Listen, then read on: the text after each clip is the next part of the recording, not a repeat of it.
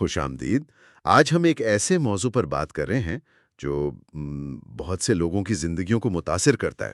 Depression یہ صرف اداسی کا ایک لمحہ نہیں ہے، یہ اس سے کہیں زیادہ پیچیدہ کیفیت ہے۔ بالکل درست فرمایا آپ نے۔ طبی لحاظ سے دیکھیں تو ڈپریشن ایک موڈ ڈس آرڈر ہے۔ اس کی خاص پہچان ہے مسلسل اداسی اور جو روزمرہ کی چیزیں ہیں ان میں دلچسپی کا بالکل ختم ہو جانا۔ اسے میجر ڈپریشو ڈس آرڈر یا کلینکل ڈپریشن بھی کہتے ہیں۔ یہ زندگی کے عام اتار چڑھاؤ سے کافی مختلف چیز ہے۔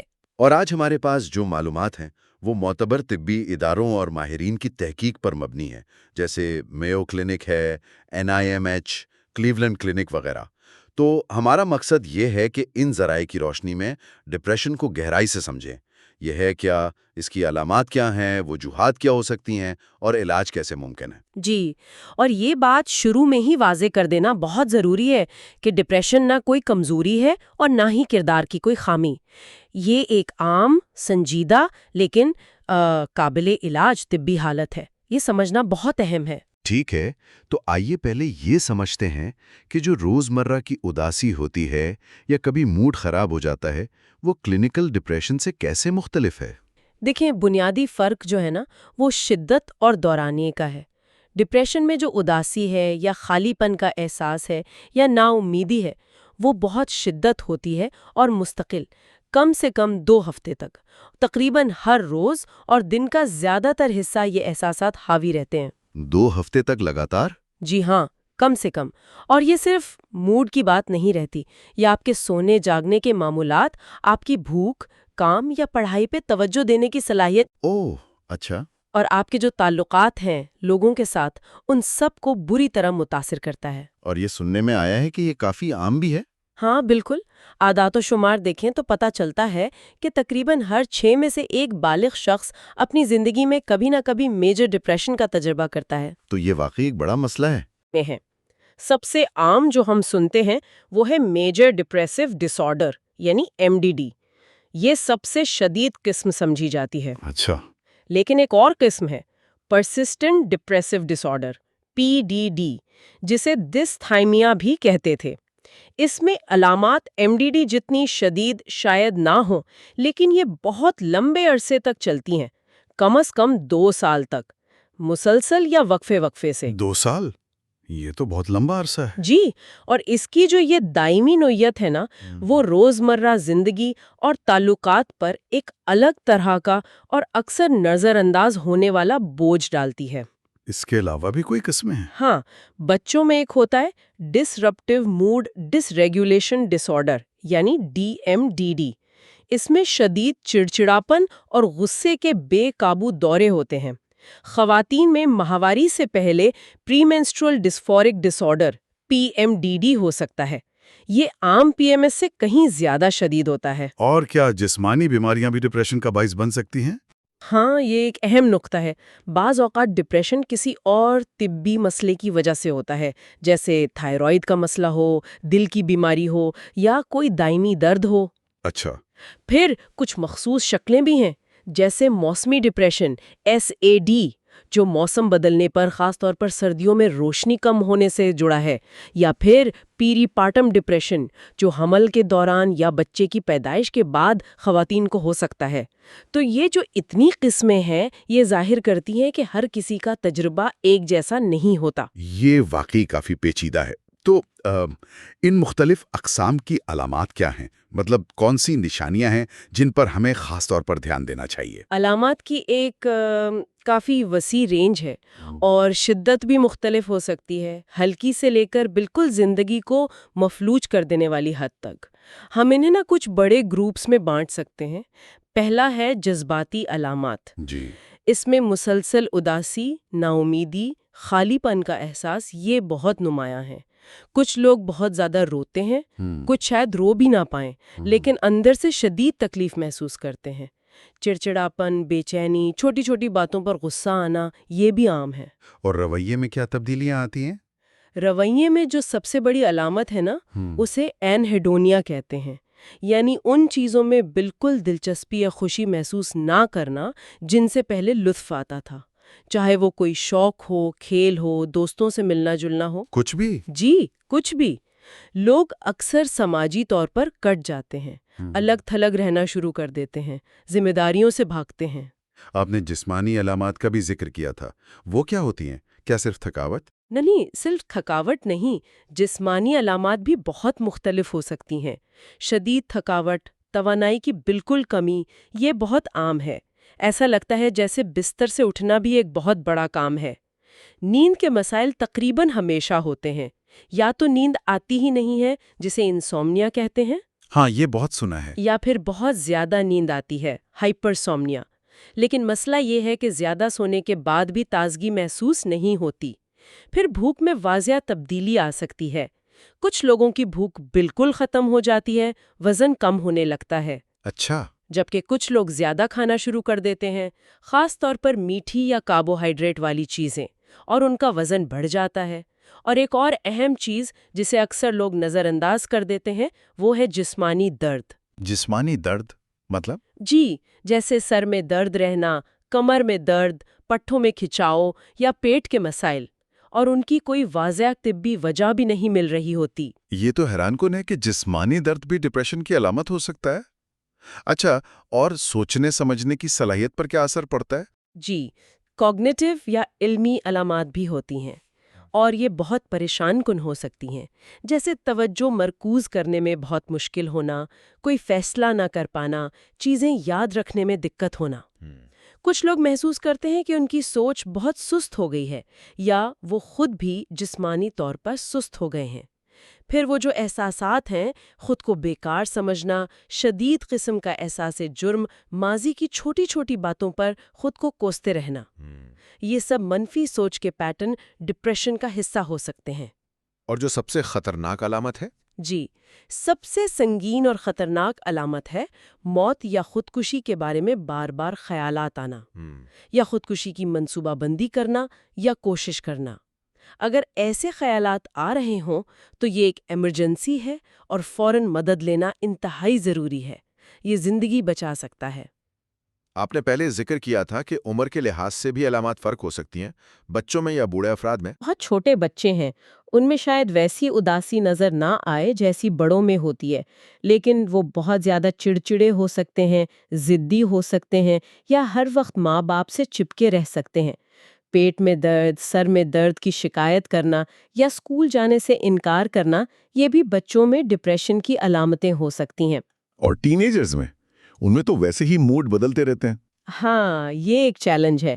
ٹین ایجرز میں اداسی اور چڑچڑاپن تو ہوتا ہی ہے، لیکن ساتھ میں شدید غصہ بھی ہو سکتا ہے۔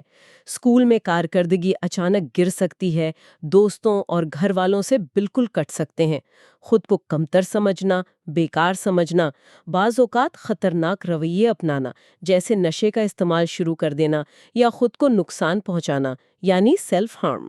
اوہ، یہ علامات ٹین ایجرز میں زیادہ نظر آ سکتی ہیں، اور جیسا آپ نے کہا، انہیں اکثر غلطی سے نوجوانی کا حصہ سمجھ لیا جاتا ہے۔ اور بوڑھے افراد میں ڈپریشن کو پہچاننا کیوں مشکل ہوتا ہے؟ بوڑھے افراد میں مسئلہ یہ ہوتا ہے کہ ان کی علامات کو اکثر غلطی سے بڑھاپے کا لازمی حصہ سمجھ لیا جاتا ہے، یا کسی اور جسمانی بیماری کا نتیجہ۔ ان میں یادداشت کے مسائل زیادہ نمایاں ہو سکتے ہیں، شخصیت میں تبدیلی محسوس ہو سکتی ہے، جسمانی درد، تھکاوٹ، بھوک نہ لگنا یا لوگوں سے ملنا جلنا بالکل چھوڑ دینا۔ یہ ضروری ہے کہ ان چیزوں کو نارمل نہ سمجھا جائے۔ ڈپریشن بڑھاپے کا لازمی حصہ نہیں ہے۔ ٹھیک ہے، اب آتے ہیں تشخیص کی طرف۔ مطلب ڈاکٹر یا کوئی ماہر نفسیات کیسے پتہ لگاتا ہے کہ یہ واقعی کلینکل ڈپریشن ہے؟ کیا صرف یہ علامات دیکھ کر؟ نہیں، تشخیص ایک پورا محتاط عمل ہے۔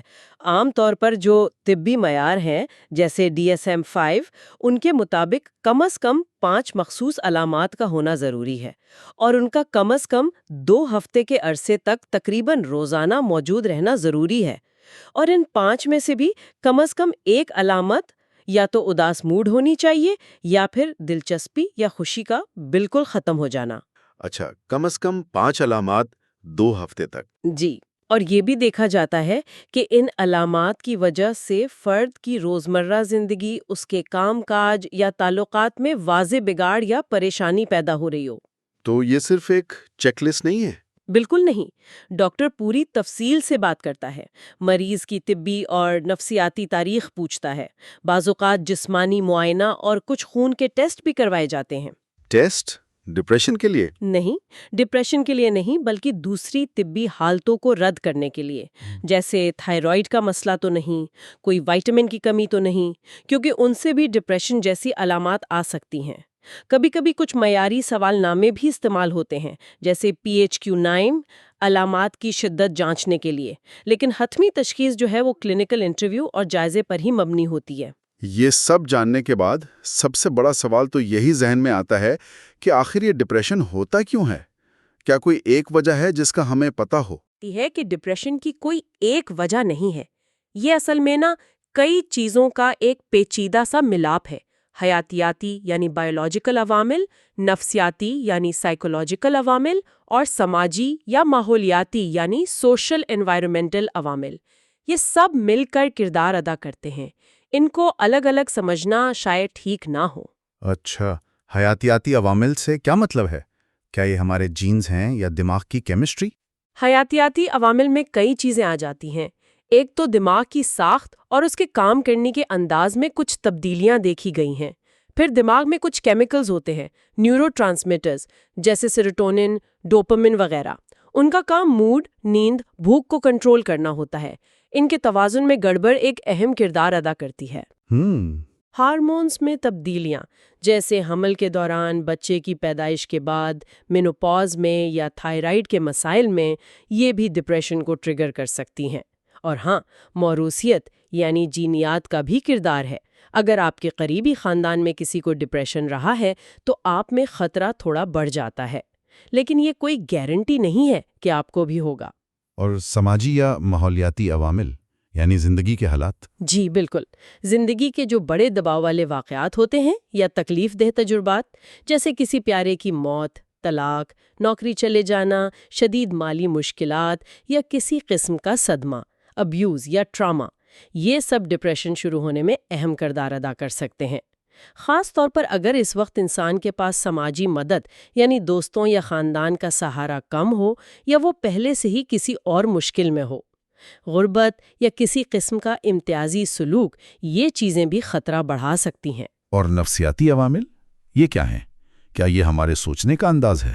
ہاں، نفسیاتی عوامل میں آپ کی شخصیت، آپ کے سوچنے کے انداز اور آپ مسائل سے کیسے نمٹتے ہیں، یہ سب شامل ہیں.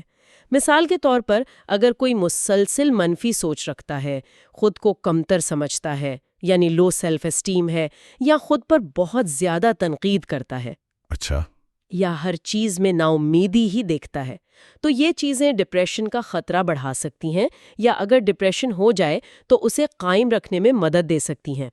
اسی طرح اگر مسائل سے نمٹنے کے طریقے صحت مند نہ ہوں، جیسے نشہ کرنا شروع کر دینا یا مسئلے سے بالکل ہی بھاگنا، تو اس سے بھی حالات بگڑ سکتے ہیں. تو یہ کہنا ٹھیک ہوگا کہ اکثر یہ سارے عوامل مل جل کر کام کرتے ہیں، جیسے کسی میں جینیاتی رجحان ہو اور پھر زندگی میں کوئی بڑا مسئلہ آ جائے. بالکل صحیح. یہی وہ پیچیدہ باہمی تعامل ہے جس کی طرف ساری تحقیق اشارہ کرتی ہے. ہو سکتا ہے کسی میں خطرہ موجود ہو، لیکن وہ تب تک ظاہر نہ ہو جب تک زندگی میں کوئی بڑا چیلنج نہ آئے، یا کسی کی سوچ کا انداز منفی ہو جو کسی سماجی مشکل کے وقت ڈپریشن کی شکل اختیار کر لے. ایک اور بات جو اہم ہے وہ یہ کہ خواتین میں ڈپریشن کی تشخیص مردوں کے مقابلے میں تقریباً 2 گنا زیادہ ہوتی ہے.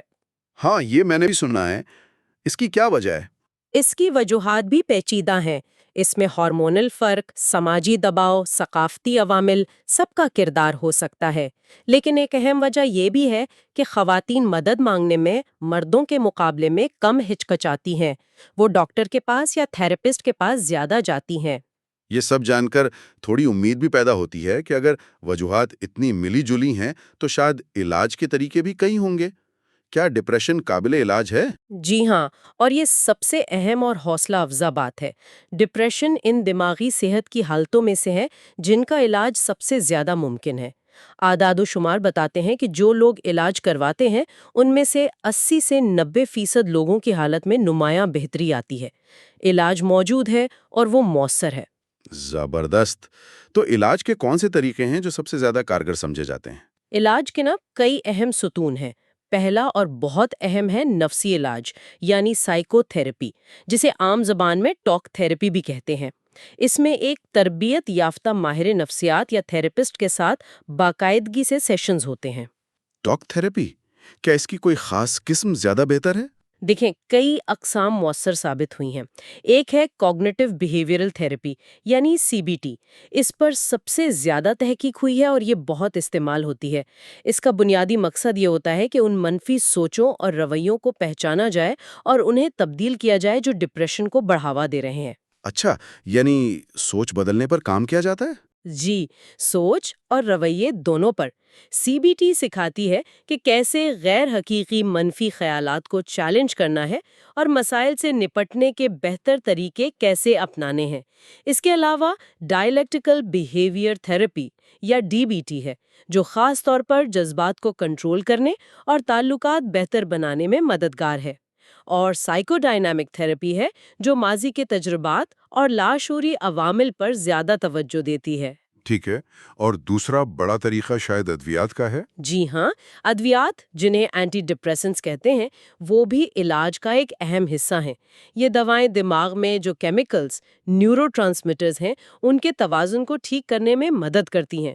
ان کی بھی کئی اقسام ہیں، جیسے SSRIs، SNRIs وغیرہ. ڈاکٹر مریض کی علامات، اس کی طبی تاریخ اور دوا کے ممکنہ ضمنی اثرات کو دیکھ کر مناسب دوا تجویز کرتا ہے. کیا یہ دوائیں فوراً کام شروع کر دیتی ہیں؟ نہیں، فوراً نہیں. صحیح دوا اور اس کی صحیح خوراک ملنے میں اور پھر دوا کا اثر شروع ہونے میں کچھ ہفتے لگ سکتے ہیں. اس لیے صبر بہت ضروری ہے اور ڈاکٹر سے مسلسل رابطے میں رہنا بھی. دوا کے استعمال میں کیا احتیاط کرنی چاہیے؟ سب سے اہم احتیاط تو یہ ہے کہ دوا ہمیشہ ڈاکٹر کے مشورے سے ہی شروع کرنی چاہیے اور اسی کے مشورے سے بند کرنی چاہیے. خود سے اچانک دوا چھوڑنے سے واپسی کی علامات ودرول سمٹمز آ سکتے ہیں یا ڈپریشن واپس آ سکتا ہے. اگر کوئی سائیڈ ایفیکٹس ہوں تو ان کے بارے میں بھی فوراً ڈاکٹر کو بتانا چاہیے. اکثر وہ وقت کے ساتھ ٹھیک ہو جاتے ہیں یا خوراک بدلنے سے بہتر ہو جاتے ہیں. تو کیا بہتر ہے صرف تھراپی، صرف دوا، یا دونوں ملا کر؟ زیادہ تر تحقیق اور کلینکل تجربہ یہی کہتا ہے کہ بہت سے لوگوں کے لیے، خاص طور پر اگر ڈپریشن درمیانے درجے کا یا شدید ہو، تو دوا اور سائیکو تھراپی دونوں کا ملاپ صرف ایک علاج سے زیادہ مؤثر ہوتا ہے. اچھا، دونوں مل کر زیادہ بہتر کام کرتے ہیں؟ جی، کیونکہ وہ مختلف پہلوؤں پر کام کرتے ہیں. دوا سمجھیں کہ حیاتی توازن ٹھیک کرتی ہے اور تھراپی سوچ اور رویے کو بدلنے میں مدد دیتی ہے. ان دو بنیادی طریقوں کے علاوہ اور کیا چیزیں مددگار ہو سکتی ہیں؟ طرز زندگی میں مثبت تبدیلیاں لانا علاج کا ایک لازمی حصہ ہے. یہ بہت اہم ہے. جیسے باقاعدگی سے جسمانی ورزش کرنا. ورزش قدرتی طور پر موڈ بہتر کرتی ہے. روزانہ کم از کم 7-8 گھنٹے کی اچھی معیاری نیند لینا. متوازن غذا کھانا جس میں پھل، سبزیاں اور اومیگا 3 فیٹی ایسڈ شامل ہوں. الکوہل اور دوسری نشاور چیزوں سے مکمل پرہیز کرنا، کیونکہ یہ ڈپریشن کو اور خراب کرتے ہیں. اور شاید سب سے اہم، سماجی تعلقات. اپنے پیاروں، دوستوں، خاندان کے ساتھ وقت گزارنا، ان سے اپنی باتیں شیئر کرنا. اور اگر کسی کا ڈپریشن بہت شدید ہو یا ان علاجوں سے ٹھیک نہ ہو رہا ہو، ان کے لیے بھی کوئی آپشنز ہیں؟ جی ہاں، ایسے کیسز کے لیے جہاں روایتی علاج یعنی دوا اور تھراپی کام نہ کر رہے ہوں، جسے ٹریٹمنٹ ریزسٹنٹ ڈپریشن کہتے ہیں، وہاں دماغی تحریک کے علاج یعنی برین سٹیمولیشن تھراپیز کا سوچا جا سکتا ہے. ان میں ایک ہے الیکٹرو کنولسو تھراپی یا ECT. ECT، یہ تو کافی پرانا طریقہ ہے. کیا یہ اب بھی استعمال ہوتا ہے؟ جی، ECT اب بھی شدید ڈپریشن کے لیے سب سے مؤثر علاجوں میں سے ایک سمجھا جاتا ہے، لیکن اب یہ بہت محفوظ طریقے سے بے ہوشی اور پٹھوں کو سکون دینے والی دواؤں کے ساتھ کیا جاتا ہے. اس کے علاوہ ٹرانسکرینیل میگنیٹک سٹیمولیشن یا TMS ہے اور ویگس نرو سٹیمولیشن یا VNS. یہ سب خاص علاج ہیں جو ماہرین کی نگرانی میں ہسپتال یا کلینک میں دیے جاتے ہیں. کچھ لوگ متبادل علاج میں بھی دلچسپی رکھتے ہیں، جیسے جڑی بوٹیاں ہیں یا سپلیمنٹس. ہاں، کچھ تکمیلی طریقے ہیں جیسے ایکیوپنکچر، مساج، مراقبہ یا میڈیٹیشن، یوگا۔ کچھ غذائی سپلیمنٹس پر بھی تحقیق ہو رہی ہے، جیسے saint John's wort, SAMe, omega 3، vitamin D, vitamin B. کچھ لوگوں کو ان سے فائدہ محسوس ہوتا ہے، لیکن دو باتیں اہم ہیں۔ ایک تو یہ کہ انہیں روایتی علاج کا متبادل نہ سمجھا جائے، یہ زیادہ سے زیادہ مددگار ہو سکتے ہیں۔ اور دوسری بات؟ دوسری اور سب سے اہم بات یہ کہ کوئی بھی سپلیمنٹ یا جڑی بوٹی استعمال کرنے سے پہلے ہمیشہ اپنے ڈاکٹر سے ضرور مشورہ کریں، کیونکہ یہ دوسری دواؤں کے ساتھ ری ایکٹ کر سکتے ہیں یا ان کے اپنے سائیڈ ایفیکٹس ہو سکتے ہیں۔ صحیح۔ تو علاج کا راستہ کافی جامع ہے، اس میں تھیراپی، دوا، لائف سٹائل اور ضرورت پڑنے پر دوسرے طریقے بھی شامل ہو سکتے ہیں۔ اب سوال یہ ہے کہ کیا ڈپریشن سے بچا جا سکتا ہے؟ کیا ہم کچھ ایسا کر سکتے ہیں کہ یہ ہو ہی نہ؟ دیکھیں، مکمل طور پر روکنے کا کوئی گارنٹی شدہ طریقہ تو نہیں ہے، خاص طور پر اگر جینیاتی یا حیاتیاتی عوامل مضبوط ہوں۔ لیکن ہاں، ایسے اقدامات ضرور ہیں جو خطرے کو کم کرنے میں مدد دے سکتے ہیں اور آپ کی مجموعی نفسیاتی صحت کو بہتر بنا سکتے ہیں، آپ کی ریزیلینس بڑھا سکتے ہیں۔ وہ کیا اقدامات ہو سکتے ہیں؟ سب سے پہلے تو تناؤ یعنی سٹریس سے نمٹنے کی صحت مند مہارتیں سیکھنا اور ان پر عمل کرنا۔ اس میں مسائل کو حل کرنے کی صلاحیت پیدا کرنا، وقت کو بہتر طریقے سے استعمال کرنا، آرام کرنے کی تکنیکیں سیکھنا جیسے گہرے سانس لینا یا مراقبہ کرنا۔ دوسرا، اپنی خود اعتمادی یعنی سیلف اسٹیم کو بہتر بنانا۔ تیسرا، مضبوط سماجی تعلقات بنانا، اپنے دوستوں اور خاندان کے ساتھ جڑے رہنا اور مشکل وقت میں ان سے مدد مانگنے میں ہچکچاہٹ محسوس نہ کرنا۔ چوتھا، اگر ڈپریشن کی ہلکی سی بھی علامات محسوس ہوں تو فوراً مدد حاصل کرنا۔ جتنی جلدی علاج شروع ہو اتنا بہتر ہے، اور اگر کسی کو پہلے ڈپریشن ہو چکا ہے تو دوبارہ ہونے سے بچنے کے لیے ڈاکٹر کے مشورے سے طویل مدتی علاج یا لائف سٹائل پلان پر عمل کرنا ضروری ہے۔ اور خود کی دیکھ بھال یعنی سیلف کیئر، اس کا کتنا کردار ہے؟ خود کی دیکھ بھال تو بنیاد ہے، یہ کوئی عیاشی نہیں ہے، یہ ذہنی اور جسمانی صحت کے لیے بالکل لازمی ہے۔ اس میں اپنی نیند کا خیال رکھنا، صحت مند کھانا کھانا، باقاعدگی سے ورزش کرنا شامل ہے۔ ایسی سرگرمیوں کے لیے وقت نکالنا جن سے آپ کو خوشی یا سکون ملتا ہو، چاہے وہ کچھ بھی ہو، اور اپنی حدود کا تعین کرنا سیکھنا، یعنی کب نہیں کہنا ہے۔ یہ سب چیزیں مل کر ہمیں زندگی کے دباؤ کا بہتر طریقے سے سامنا کرنے کے قابل بناتی ہیں۔ آج کی ساری گفتگو سے یہ بات تو بالکل واضح ہو گئی ہے کہ ڈپریشن صرف اداسی نہیں ہے، یہ ایک حقیقی پیچیدہ طبی حالت ہے۔ اس کی جڑیں ہمارے جسم، ہمارے ذہن اور ہمارے ماحول تینوں میں ہیں۔ اس کی علامات بہت مختلف ہو سکتی ہیں، لیکن سب سے اہم بات یہ ہے کہ مؤثر علاج موجود ہیں اور مدد حاصل کرنا بالکل ممکن ہے۔ جی بالکل، اور سب سے اہم پیغام شاید یہی ہے کہ ڈپریشن کا شکار ہونا کسی کی غلطی نہیں ہے، یہ کسی کی ناکامی یا کمزوری نہیں۔ اس سے شرمندہ ہونے کی یا اس سے چھپانے کی کوئی ضرورت نہیں۔ اگر کوئی خود میں یا اپنے کسی پیارے میں یہ علامات دیکھتا ہے تو پہلا قدم مدد کے لیے ہاتھ بڑھانا ہے، کسی ڈاکٹر سے، ماہر نفسیات سے، یا کم از کم کسی بھروسے والے دوست یا رشتہ دار سے بات کرنا۔ اور آخر میں ایک سوال یا ایک سوچ ہم اپنے سننے والوں کے لیے چھوڑنا چاہیں گے۔ ذرا سوچیں کہ اگر ہمارا معاشرہ ڈپریشن اور دوسری دماغی صحت کی حالتوں کو صرف بائیولوجی کا مسئلہ یا صرف نفسیات کا مسئلہ یا صرف سماجی حالات کا مسئلہ سمجھنے کے بجائے ان تینوں حیاتیاتی، نفسیاتی اور سماجی عوامل کے جو پیچیدہ اور ایک دوسرے پر منحصر تعلق ہیں ان کو سمجھنے پر زیادہ توجہ دے، تو کیا اس سے ہماری اجتماعی سمجھ، ہماری ہمدردی اور ہمارے مدد کرنے کے انداز میں کوئی بنیادی تبدیلی آ سکتی ہے؟ آج کے لیے بس اتنا ہی۔ امید ہے کہ یہ معلومات آپ کے لیے مددگار ثابت ہوئی ہوں گی۔ اپنا خیال رکھیے گا۔ اللہ حافظ۔